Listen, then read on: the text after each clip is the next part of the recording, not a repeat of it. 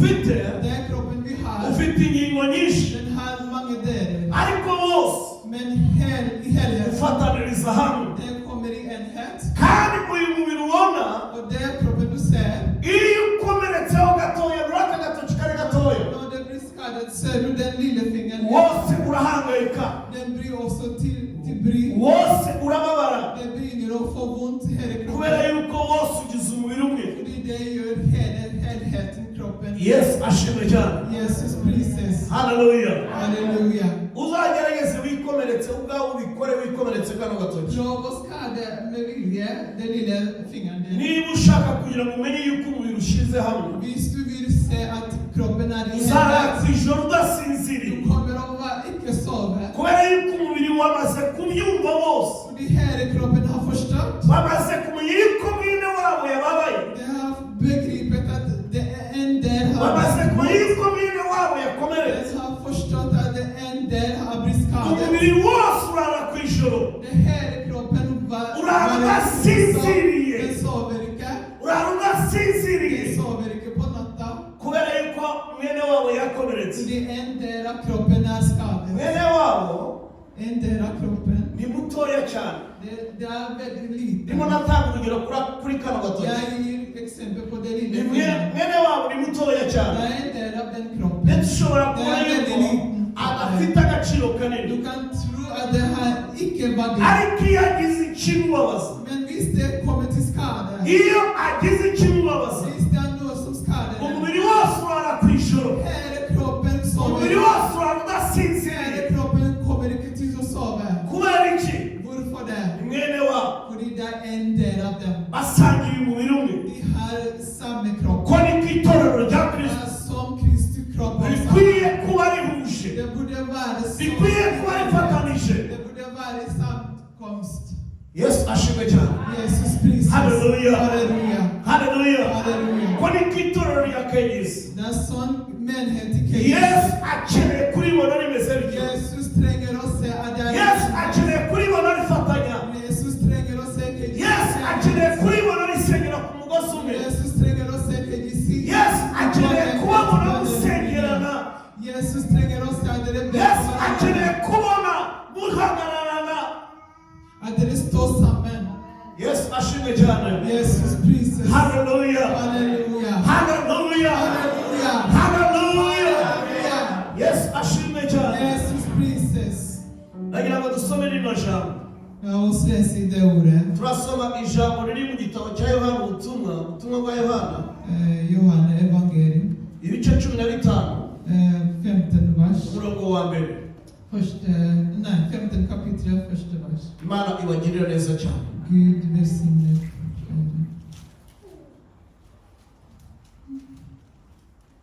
Musomyi mwiza wageze yadusomera yihuta.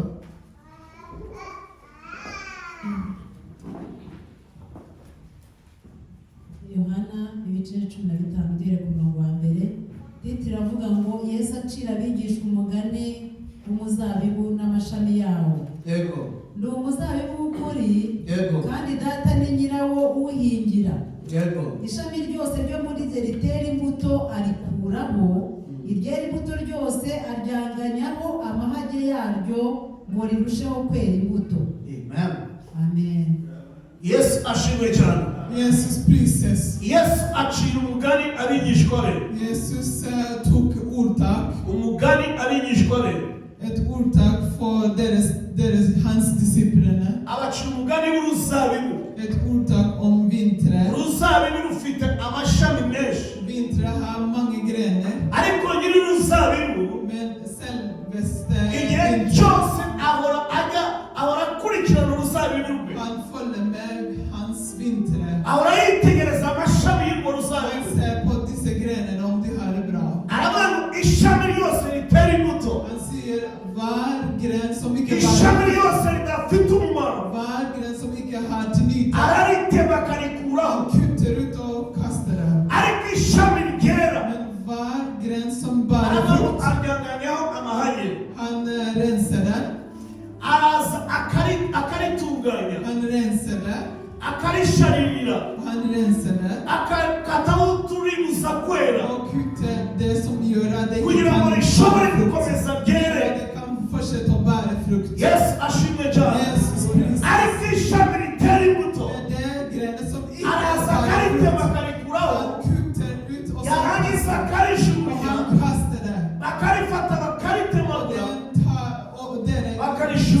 muriro. och kasta dig i illen. Yesu ashimwe cyane. Jesus prises. Nagira ngo uyu mwanya nagira ngo nawe witekerezeho. Jag vill att du ska tänka på Nagira ngo dig själv. witekereze yuko uri ishami. Uri ishami riri ku ruzabibu. Att du har en gren som är Uruzabibu ni Yesu Kristo. Och Jesus Kristus är vinträd. Iki gihingwa ni Yesu Kristo. Den delen är Jesus Kristus. Ariko twembi turi ingingo ziteyeko kuri icyo gihingwa. Vi är delade av Jesu kropp. Twembi turi amashami. Vi är grenar. Ariko nyiri uruzabibu. Men det som är Aba yitegereza ngo arebe ishami ritera imbuto. han håller med var gren som inte bara Nagira ngo wibaze witekerezeho. Tänk på dig själv. Ese jyewe ni ishami rifite umumaro. Är du en gren som bara frukt? Jyewe ni ishami ryera imbuto. Är du en gren som bara frukt? Ese ntegereje yuko bazatema bakambana. Eller jag väntar att de ska kutta mig och de ska kasta mig. Kubera yuko nyiri uruzabibu ari seriye cyane. För den som är vintre är väldigt Nyiri seriös. uruzabibu ararukorera amanywa na nijoro. Han jobbar för den dag och natt. Intego yo kugira ngo rwere. Hans mål är att den ska bara Intego yo kugira ngo rugire Den umusaruro. ska vara till nytta. Yesu ashimwe cyane. Jesus Nagira ngo Kristus. usuzume umusaruro wawe. Se och din havring. Usuzume umusaruro wawe. Se efter din havring. Urebe umumaro wawe. Se din nytta. Kuko nyiri uruzabibu. För den som är Igihe cyose uzasanga ishami ritera imbuto. var gång man ser en gren som inte Azaza bara frukt. akureho rya Han shami. kommer att ta det bort. Yesu ashimwe cyane. Jesus Kristus. Halleluja. Halleluja. Nagira ngo so Esteri yari yadusomere När Ester läser för Yohana oss. 17:7. Johannes evangelium Umurongo wa 17 22. kapitel 17 från vers 12. Yesu abagirira neza cyane. Jesus gör det gott. Kubera ku murongo wa 20 wa 12 17:22. 17:22 Yego. nanjye mbahaye ubwiza wampaye. Umva Yesu iri ni isengesho agiye kujya mu ijuru yasengeye itorero. Det är det Jesus bad för han gick till himmelen. Arimo arasengera itorero. Han ber för människor. Arimo arabwira Imana data. Han säger till vår Gud. Aravuga ati ubwiza wampaye data. Det här gör du har Nanjye nguhaye itorero. Jag ger det till människor. ngo babe umwe nk'uko natwe turi umwe. Umva icyifuzo afite. Se det bonnebär. Icyo ni cyo cyifuzo Yesu afite. Det bonnebär Jesus. Icyo ni cyo cyifuzo nyiri itorero afite. Det bonnebär Jesus här. Aravuga ati ubwiza wampaye data. Det här gör du har gett mig Herre. Ndabubahaye. Jag ger det till dem. Kandi icyo basengera. Och det jag ber för dem. Ni ukugira ngo babe umwe. Att de ska vara i enhet. Nk'uko jyewe nawe turi umwe. Som vi och så är i enhet. Umva Yesu azi neza. Jesus vet om. Azi neza yuko ari umwe na se. Han vet verkligen att Azi han är neza i yuko ari umwe enhet med n'umwuka Gud. wera. Han är i enhet med heliga ande. Yesu ashimwe cyane. Jesus prises. Halleluja. Halleluja. Iyo dusomye igitabo cy'itangiriro. Vad vi läser i första Mosebok. Igice cya mbere umurongo wa 26. Från första kapitlet från 16 vers. Yesu ashimwe cyane. Jesus prises. Umva aba bantu batatu kuri barimo bavuga. Hör de tre folk som Aravuga ngo reka turebe umuntu Låt oss skapa människor. agira ishusho yacu. Han kan få vår förebild. Ategeka ibintu byose biri Han muri iyi kan si. härska över allt i världen. Agira ishusho yacu. Han kan ha vår förebild. Agira ishusho y'ubumana. Vår förebild som Ariko ikintu ushaka kwibandaho ni iki? det som jag vill se. Barimo barakorera mu bumwe. De jobbar i enhet. Ntabwo Imana yigeze yiherera ubwayo. Där Gud har inte kommit i sig själv. Ikora ibintu itari kumwe n'umwana wayo. Utan att göra med hans son. Ikora ibintu itari kumwe n'umwuka wera. Utan heliga ande. Bakoreraga mu bumwe. De arbetade i Buri enhet. cyo bageragezaga gukora cyose Allt de gjorde. bakoreraga mu bumwe. De samarbetade i enhet. Yesu agiye kujya mu ijuru Jesus när han drog till himmelen. yabwiye itorero, Han sa till män. yabwiye intumwa, Han sa till disciplinarna. aravuga ngo ngiye kwa data, Jag ska till min far. ariko ikintu basaba ni kimwe, Det jag ber er är en. mugume i Yerusalemu, Bring i Jerusalem. mutave i Yerusalemu. Vilka kommer ut av Jerusalem? Nanjye ngiye kujya kwa data, Men jag ska till min far. ngiye kumusaba Jag ska be honom. abahereza umufasha, Ge er en hjälp. abahereza umwuka wera. Ge er heliga ande. Yesu yari azi neza akazi amaze gukora det han är färdig att göra, karahagije. det var bra. Akazi gasigaye Det som var igen att göra, nakumuka wera. det var Helligons gav. Muka wera agiye kuza. Det var Helligons som skulle komma. Ibitari byuzuye byuzuye. Det som inte var uppfyllt. Kuko Yesu För Jesus, iyo yabaga ari i Yerusalemu när han var i Jerusalem, ari Galilaya ntabwo bamubonaga. i Galilea kunde inte Iyo se. yabaga ari i Yerusalemu När han var i Jerusalem, ari i Yudaya ntabwo bamubonaga. Judea kunde inte se honom. Ariko yari azi neza ko Han visste umwuka wera namara om kuza Helligon kommer. ari i Yerusalemu I bazamubona, Jerusalem ska se ari i honom. Galilaya bazamubona, Galilea se honom. ari i Yudaya bazamubona, Judea se honom. ari muri Afurika I Afrika bazamubona, också se ari i honom. Burayi I bazamubona, Europa se honom. abo muri Amerika I bazamubona, Amerika se honom. abo muri Australia I bazamubona. Australien se honom. At the same time Samtidigt, bazamubona, vi ska se honom. bazamubona. Vi ska se honom. Yesu ashimwe cyane. Jesus prises.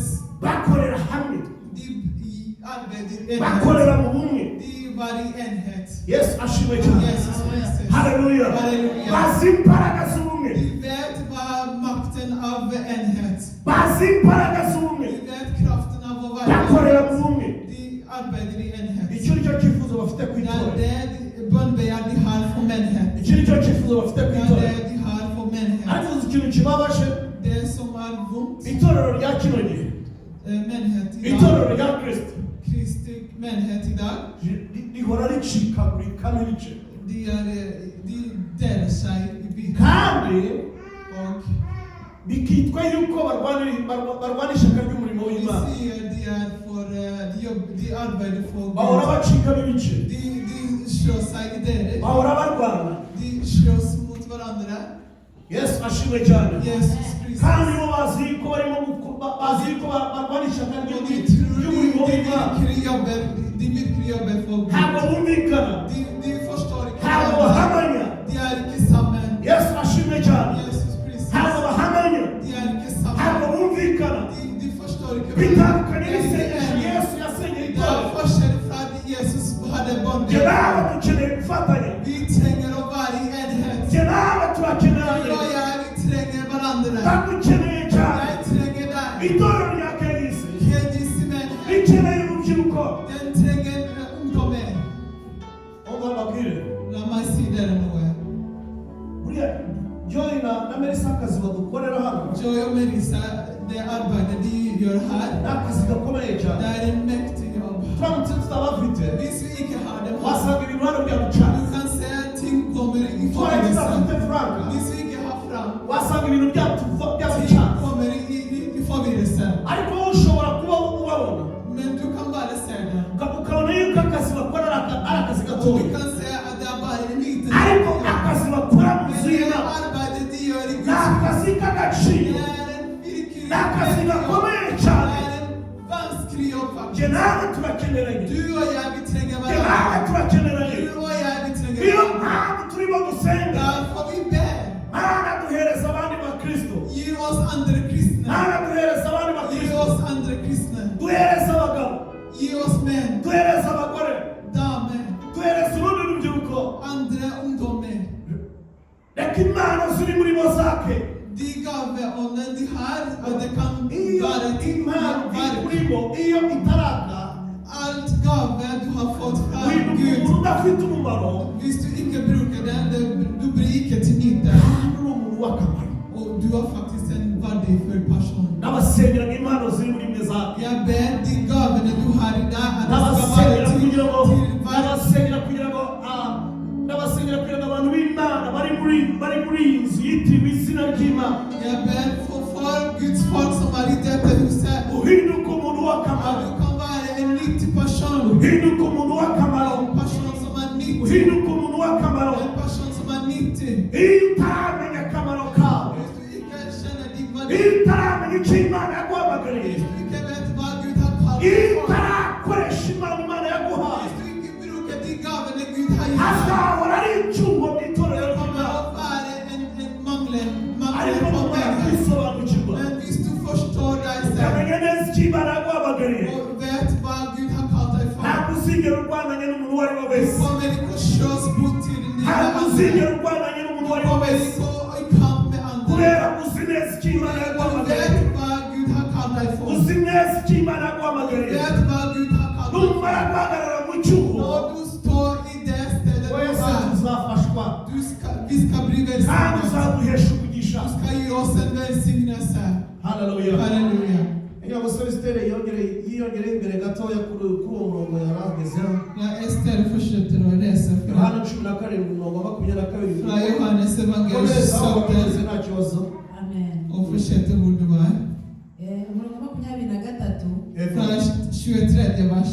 jewe mbe muri bo nawe ube muri jye Yego. ngo babe umwe rwose. Umva njyewe mbe muri bo Jag var i dem nabo babe muri jye och de kan vara i mig. kugira ngo twese hamwe tube umuntu umwe. Alla oss, vi kan vara en Icyo person. nicyo cyifuzo Yesu Kristo Ja, afite. det begär Jesus. Jye nawe tube umuntu umwe. Du och jag kan Jye vara nawe en person. dufatanye muri byose. Vi kan arbeta samma. Icyo nicyo cyifuzo Yesu Det afite. är vad begär Ayo Jesus mubwire här. ngo uri umuntu w'agaciro mu Jag vill buzima se bwawe. vad verkligen Uri vad din umuntu person. w'agaciro muri iri torero. Du är en värdefull person i denna menighet.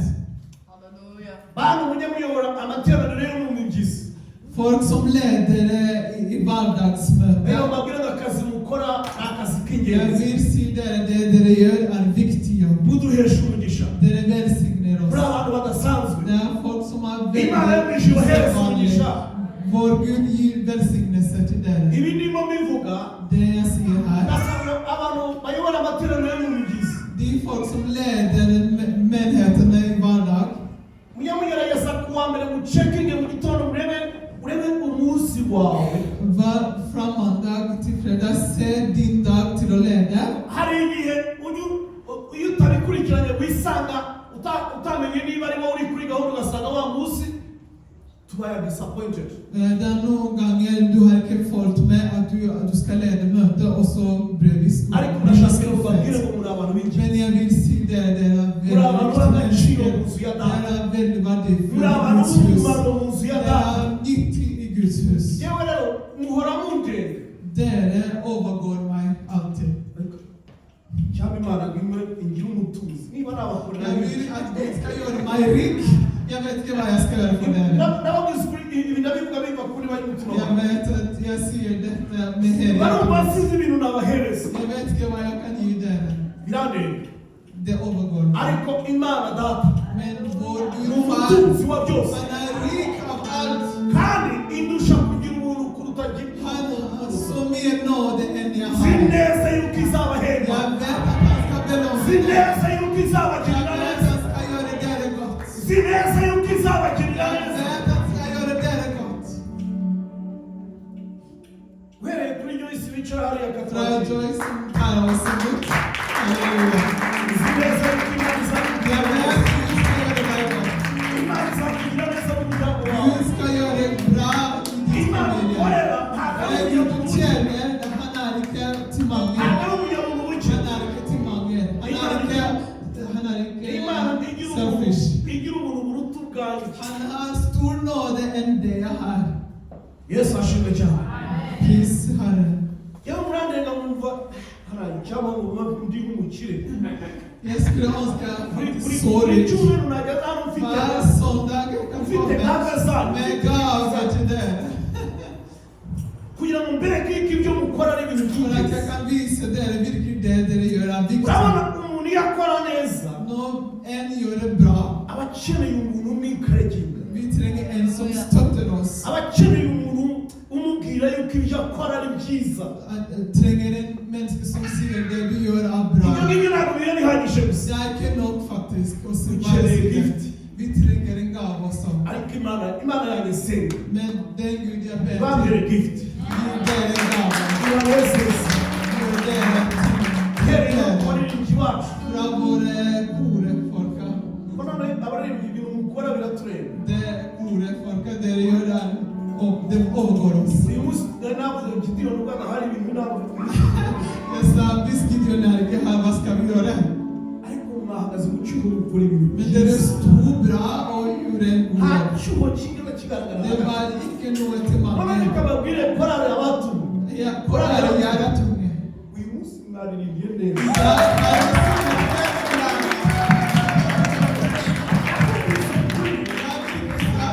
uyu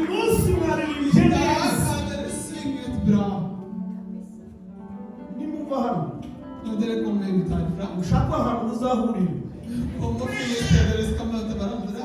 muzishimire Bara till glädje. muzigurire Köp till varandra. Yesu ashimwe cyane. Haleluya. Haleluya. Igira imbere ho gatoya mwajyaga muririmba ariko uyu munsi mwakoze ikintu Det kidasanzwe. är sant för, men idag har det sjungit väldigt bra. Amen. Ester Resame. Turacyari ku murongo wa 23. Yego. Kwa vers 23. Ab'isi bamenye ko Umva. ari wowe wantumye. Umugabo ab'isi bamenye yuko ari wantumye kubera yuko babonye yuko itorero ryanjye riri mu bumwe. Där ska världen känna att min menighet är i enhet. Ukabakunda nk'uko wankunze. Ukabakunda nk'uko wankunze. Att du älskar dem som du älskat mig. Irekera Imana ikugirire neza cyane. Du välsignar dig. Munyemerere nsoreze kuri izi ngingo. Ndashaka kuvuga ku ngingo zigize inkingi zigize ubumwe. Pilarerna som ger enhet. Yes, ashimwe cyane. Inkingi ya mbere ni urukundo. Det första pilar är kärlek. Itorero iyo rifite urukundo. Någon menighet har kärlek. Agira mbabwire ngo nta kintu na kimwe mutashobora kugeraho. Det är ingenting du inte kan nå. Itorero iyo rifite urukundo. Någon menighet har Buri muntu kärlek. wese agerageza gushyira imbere mugenzi we. Var enkelt sätter varandra föran. Buri muntu wese agerageza gushyigikira mugenzi we. Var enkelt fortsätter att stötta Umutekerezaho varandra. neza. Och du börjar att tänka bra för dem. Umwifuriza ibyiza. Du önskar dem bra. Kubera yuko muri wowe wuzuye För urukundo. i dig du har fyllt av Kandi kärlek. Imana yacu ni urukundo. Och vår Gud är kärlek. Bivuze neza yuko Imana iri muri wowe. Vår Gud som är i dig. Yesu ashimwe cyane. Jesus Kandi iyo Kristus. ufite urukundo När du har kärlek. nta kintu cyiza utakorera mugenzi wawe. Det finns ingenting du inte kan göra för din Kubera yuko nästa. wuzuye urukundo. För du har fyllt av kärlek. Abasengera n'Imana ibuzuza urukundo. Jag ber för dig att Gud kan fylla Imana dig med ibuzuza kärlek. urukundo. Gud fyller dig med kärlek. Yesu ashimwe cyane. Jesus Kristus. Haleluya. Halleluja. Kuba abizerwa. De som är trofast. Yesu ashimwe cyane. Jesus Kristus. Iyo turabizerwa imbere y'Imana, När vi är trofast föran Gud. Imana itubita iby'agaciro byose. Gud kan... Iby'agaciro. Store på och ge dig en värdefulla ting. Urabona iyo utari umwizerwa, När du inte är trofast. biragoye cyane kugira ngo ubitse ibintu by'agaciro. Jag kan inte ge dig värdefulla ting och passa på det. Burya abantu b'i Burayi nubwo badakizwa, Sen om kristna i Europa, icke-kristna, abantu i Europa som icke blir frälst. nubwo badakizwa benshi. Sen om många är icke frälst. Ariko muremera yuko ari abizerwa kurusha abakristo bamwe. Men det är enig att de många som är trofast faktiskt än kristna vi vet om. Yesu ashimwe cyane. Jesus Kristus. Iyo batoraguye ikintu cy'agaciro, När de finner en värdefull ting, bakijyana kuri polisi kujya kukirangisha. de sänder det till politiet till att ta emot. Ikintu cy'agaciro. En värdefull Akagitanga ting. kakijyana kuri polisi. Och ta den till politiet. Yesu ashimwe cyane. Jesus Kristus. Halleluja. Halleluja. Haleluya. Halleluja. Uzi ko batoragura amafaranga yatakaye ahantu muri alimentation, muri butike. De kan finna pengar i butiken. Bakayashyiraho ngo bakayategereza nyirayo ko azaza kuyashaka. Och de kan lade vara där till den som äger den kommer att finna den. Jean-Marie yigize kumbwira ukuntu yatoraguye amafaranga.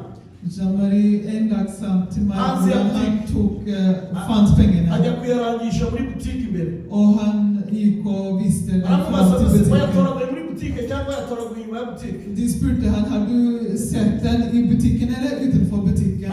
Aramubona yatoraguye hanze. Jag fann de pengarna Aramubona utanför. nubwo ari ayo hanze. Visst det är från Ntabwo utanför. yoba yari ayacu. Det är inte våres. Yatwara. Ta den. Ariko ushaka ukibekera nk'ibyo bintu ukabibwira umunyafurika rwanda. Men visst du virkelig finner en afrikaner som du ser det till en Iyo yaba afrikaner. umukristo yarwara. Ser det är en kristna han kan slåss med och ta de pengarna och så gå iväg om Ariko tillgivelse. bazi neza Men jag vet ikintu om kitari icye ntabwo ari icye. bizerwa mu bintu byinshi. de är trofasta. Imana ikeneye yuko tuba bizerwa. Gud vill att vi ska vara Biblia så mugenzi wawe, trofasta. Imana ikeneye yuko Till tuba din bizerwa. nästa, Gud tränger dig till att vara trofast. Biblia mugenzi wawe, nicyo Imana ikeneye yuko uba umwizerwa. Gud tränger dig, se till din nästa, Gud tränger dig till att vara trofast. Ufite isoni urebe ku maso Se y'umubwira. till din nästa att Gud tränger dig till att vara trofast. Amen. Imana izakubitsa iby'agaciro. Gud kommer att få dig till att passa på din värdering. Irangiza för ting. izafata iby'agaciro irikubitsa. Han ska ge dig värdefull ting och du Where ska you passa på are det. miserable. För du är trofast. Yesu ashimwe cyane. Jesus Nta Kristus. bintu by'ububani bikurimo. Det finns icke tyveri ibland oss. Yesu ashimwe cyane. Jesus Kristus. Kutireba kutaba selfish. Icke vara egoist. Yesu ashimwe cyane. Jesus Kristus. Hallelujah. Halleluja. Iyo tutari selfish, När vi icke är egoist, wumva washigikira mwene so. du kan faktiskt stötta Wumva din iriza nästa. ufite wabisangira na mwene so. Du för att du vill hjälpa och dela Wumva med wifuriza nästa. yuko nawe yatera imbere. Du önskar att de ska få Wumva förändras. wamushakira ibyiza. Du önskar att de ska ha Wumva det. wasangira ibyiza Du ufite kan nawe. dela allt bra med dem. Kubera iki? Varför? Ntabwo ukirebera mu nyungu zawe. Du är inte egoist. Ariko utekereza ko data Du tänker att vår far, iyo yaba arebera mu nyungu ze, visst han var egoist, ntabwo aba yaraduhaye Yesu. han kunde inte gett oss Jesus. Imana ni urukundo, Vår Gud är kärlek. kandi Imana igira umuntu utangaje. Gud har så mycket nåde. Yesu ashimwe cyane. Jesus prises. Haleluya. Halleluja. Iduhereza izuba, Han ger oss ikaduhereza sol amazi y'imigezi och ger oss älven atemba ntakame. som strömmar och de bryter borta. Yesu ashimwe cyane. Jesus Kristus. Halleluja. Halleluja. Haleluya. Halleluja. Yesu ashimwe cyane. Indi ngingo iravuga ngo ubwenge. Det andra är visdom. Umuntu w'umuhanga umwe yaravuze ngo En viss person sa, impano yawe izakwicazanya n'abandi. din gave ska få Impano dig yawe till att komma. izakwicazanya n'ibikomangoma. Din gave ska föra dig fram till komma. Ariko igihe uzamarayo Men den tiden du ska tillbringa där, bizaterwa n'ubwenge uzagira. det ska vara den visdom du har. Impano zijya zituzamura Vår gaver kan sätta oss upp. zikatwicaza ahantu hatangaje. Det kan upphöja oss uppe. Ariko ubwenge nibwo bugena igihe tumara aho hantu. Men visdom det är den som gör att hur länge vi kan vara till Yesu ashimwe cyane. Jesus prises. Mu nshingano itorero riguhereza Det ansvar du har i menighet. ubwenge bw'Imana, Guds visdom. ubwenge ufite Det är visdom du nibwo har. buzatuma uramba aho hantu. Det är det som ska göra att du ska bli länge i det stället. Munyemerere sozanye n'izi ngingo. Låt mig bli färdig med andra delar som gör enhet. Yesu ashimwe cyane. Jesus Kristus. Ndashaka kuvuga ku banzi b'ubumwe. Jag vill prata om fiender av Ndabivuga nihuta cyane enhet. kugira ngo soze. Jag vill bli färdig snart. Ingingo ya mbere ni ubwibone. Den första är stolthet. Ubwibone ni ikintu kibi cyane cyanatumye Satani akurwa mu ijuru ajugunywa hasi. Stolthet gjorde djävulen till att bli tatt ned här på jorden. Iyo ufite ubwibone muri wowe, När du har stolthet, ubwibone iyo buri muri wowe, när du har stolthet i dig, iyo uhagaze hano uririmba, ser om du är här och ser, iyo ufite ijwi ryiza ser cyane, om du har en god stämma, umva abantu bose babakandagira, du tror att du kan stå umva över andra. udasanzwe. Du tror du är den enda som Iyo är uyobora amateraniro ibintu När du bikagenda neza, leder möte att ting går bra. Satani atangira kugusanga Djävulen kommer att ta akakwereka dig yuko uri umuntu udasanzwe. och säga till dig du är Iyo enastående. ukorera ahantu muri office, När du är i en kontor Imana yaraguhaye kwiga neza. och Gud har gett dig välsignelse Ufite ubwenge ndetse och n'ubuhanga. du har kunskap och visdom. Iyo utirinze, Men hvis du inte passar på dig, ubwibone bukwirukanisha muri byo yawe. stoltheten kan kasta dig ut av Kubera yuko varje. udafite kwicisha bugufi. För du är inte ydmyk. Nakugira inama, Jag ber dig. ibyiza byose Imana yashyize muri wowe, Allt goda Gud har tagit i dig. ubigerekaho kwicisha bugufi, Ta upp översta ydmykelse. ubigerekaho kwicisha bugufi. Ta översta uzaba umuntu udasanzwe. Du kommer att vara usedvanlig person. Abantu nibagushimira, När folk tackar dig, abantu nibagushyira hejuru, när folk tar dig upp, ujye wowe ugerageza wicishe bugufi muri wowe, gör dig till och ydmyka dig. ibyo bizakugeza kure cyane. Det kommer att få dig till att nå långt. Yesu ashimwe cyane. Jesus Kristus. Halleluja. Halleluja. Uburyarya, Hierarki. uburyarya, umuntu agira mubwire, Hierarki. numara kugenzura När du ser efter ugasanga inshuti yawe yibitsemo umwuka w'uburyarya, och du finner din vän är fylld av hierarki. uzatangira umuhereze gap. Du kan begynna och sätta dem till sidan.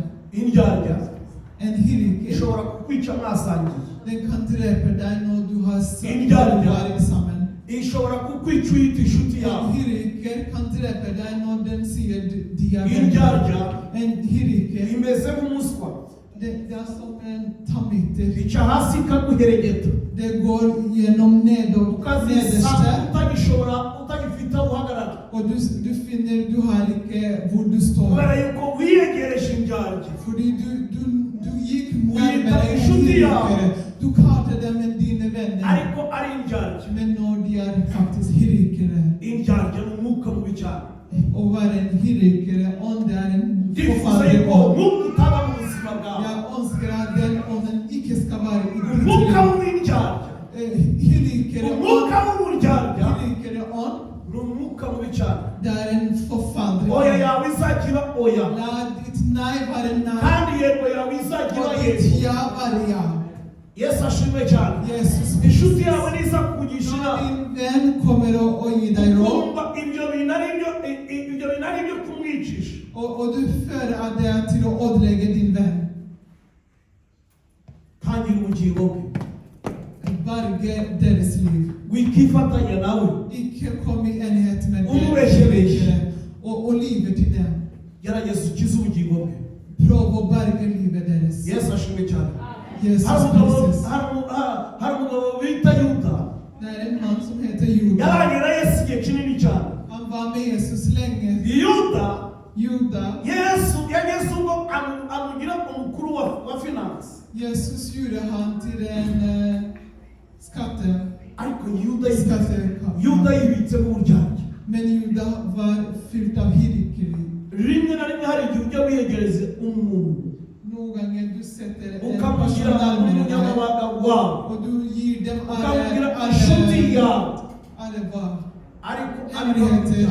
Men de är faktiskt numara hierarki. kumumenya neza, När du förstår dessa ntabwo ndimo saker. kubwira ngo uzamwange, Jag säger inte att du hatar dem. gerageza umuhereze gap, Ge dem en avstånd. kuko iryarya nta kintu izakumarira. För en hierarki kan inte nå dig långt. Yesu ashimwe cyane. Jesus Kristus. Yesu ashimwe cyane. Jesus Kristus. uzi yuko iryarya mukorana mu kazi Du kan jobba med en hierarki ikagerageza ikaza ikakuganiriza, och kommer att snacka med dig. kandi yamaze kugushyiraho rekodi kugira ngo Och ikurikote, faktiskt har tagit upptakt av dig. ishaka kuzakuripotinga. Den vill bara rapportera dig vidare. Iryarya ni mbi cyane. En hierarki är en förfall. Yesu ashimwe cyane. Amen. kugambanirana. Gamla ni till. Backsnackare. Backsnackare. Kugambana ni umwuka mubi cyane. Backsnackare är en ahari förfall. ukugambana Det som är ntabwo hashobora kuba ubumwe. det kan inte vara enhet. Iyo hari umwuka ugambana, Visst är en backsnackare. uraza ugakwira mu itorero ryose, Det fyller hela männigheten. umwuka ugambana Det backsnackar. ukaza ukagambanira Pastor Royce, Det går emot Pastor Royce. ukamugambana ugamije kumwangiza, Men det går emot Pastor Royce och ödelägger honom. ugamije kumwangiza, Den måre är att kandi ödelägga umuntu honom. w'Imana nta kibi yakoze, Faktiskt Guds man har inte gjort ukagerageza kumugambanira, och den fortsätter att backsnacka. ukagerageza kumuharabika Och den fortsätter att ödelägga. kugira ngo umugire nabi. För att den ska göra ont mot honom. Yesu ashimwe cyane. Jesus Kristus. Halleluja. Halleluja. Haleluya. Halleluja.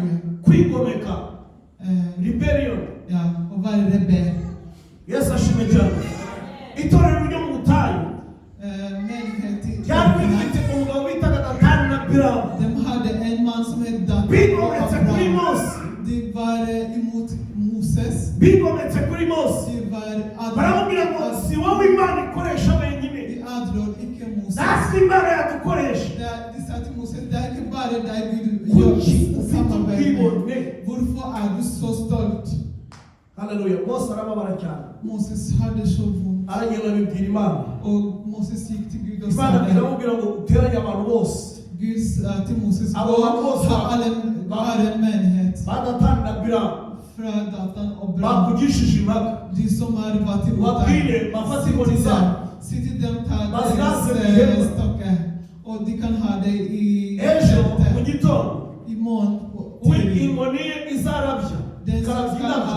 Den ska blomstra på. Niwe nzaba nahisemo. Det är den som jag ska ha. Bazirasamo baraharinda. De hade stocken i deras Basanga inkoni ya Mose mu gitondo rero yarabishe indabyo. Det är så att Moses stocken Bivuze ngo Imana yongeye kumuhamya. Faktiskt Gud begynte och ariko bari bamaze kwigomeka. Det är faktiskt de var rebell. Ntuzagerageze kwigomeka kuba kubashumba bawe.